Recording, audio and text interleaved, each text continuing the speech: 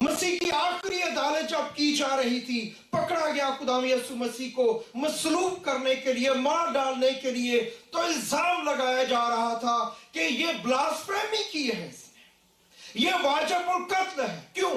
क्योंकि इसने कहा है हैकल को ढा दो, मैं उसे 3 दिन में खड़ा कर दूंगा। What a tragedy.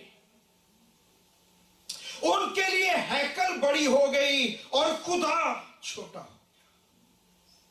खुदा यीशु मसीह ने कलाम में लिखा है, उसने यरूशलेम को देखा, हैकल को देखा, और उसने कहा इसके किसी पत्थर पे पत्थर बाकी नहीं रहेगा। सो जो बाइबल मुकद्दस है, जो चर्च है, चर्च किस चीज की वजह से वजूद में आया है? गुनाह की वजह से। जब तक आदम ने गुनाह नहीं किया, चर्च की जरूरत नहीं थी।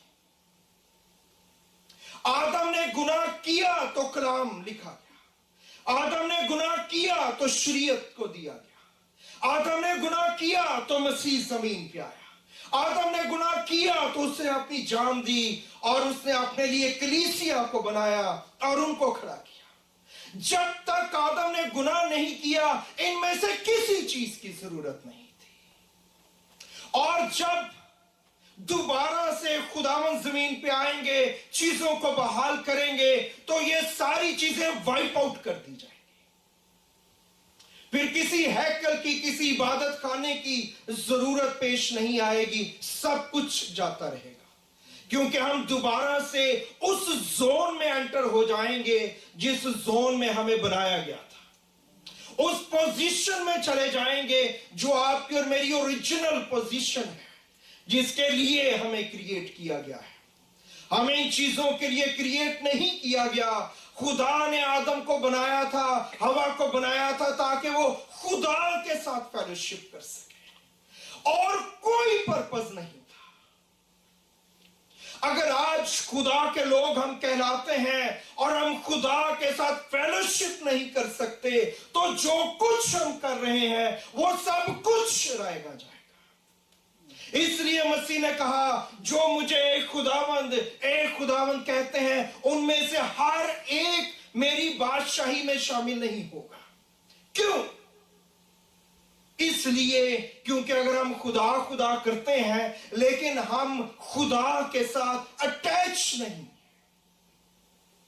हम चीजों के साथ अटैच हैं। आज हम खुदा की तलाश नहीं करते, आज हम खुदा में अपने मसलों का हल ढूंढते हैं, हम खुदा नहीं ढूंढते।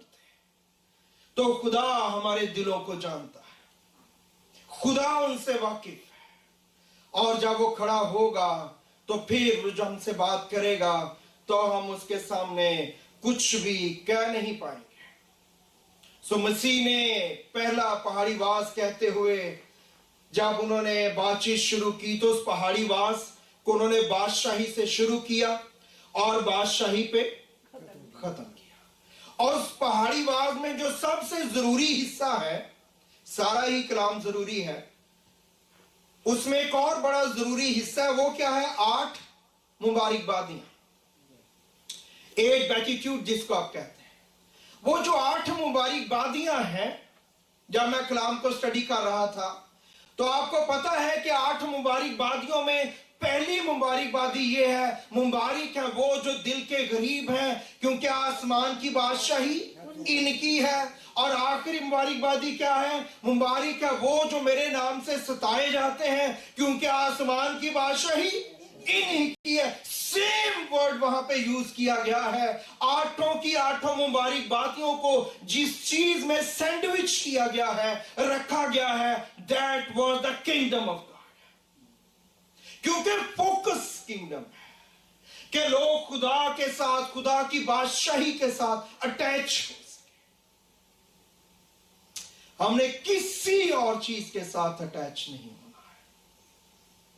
ये सारी चीजें जो हमारे सामने हैं, it should be the means, ये मीन्स, रास्ते होने चाहिए जो आपको और मुझे फैसिलिटेट करें कि हम खुदा के साथ अटैच हो जाएं।